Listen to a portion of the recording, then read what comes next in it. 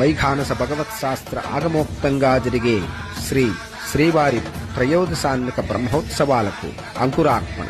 శ్రీవారికి జరిగే ప్రతి ఉత్సవాలలో అంకురార్పణ చేయడం ఆగమశాస్త్ర విదితం.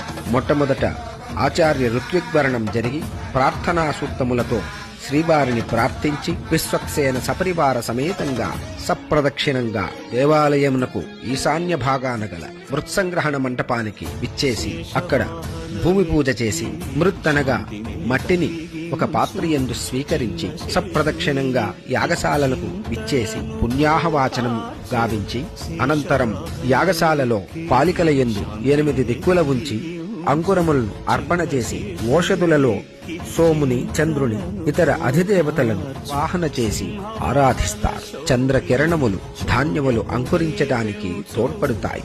ధాన్యమునకు ఓషధులకు చంద్రుడే అధిదేవత. అందువలనే కాబోలు అంకురార్పణ సాయంకాలం చేస్తారు. అంకురములు ఎంత వృద్ధి అయితే అంతటి ధాన్యాభివృద్ధి కలిగి లోకము సుభిక్షముగా ఉండునని ఆగమశాస్త్ర విదితం. అనంతరం చతుర్వేద పారాయణములతో మహామంగళహారతి జరిగి మహానివేదన అనంతరం తీర్థప్రసాద వినియోగములతో అంకురార్పణ పరిసమాప్తి. లోకా సమస్తా సుఖినో భవంతు. స్వస్తి.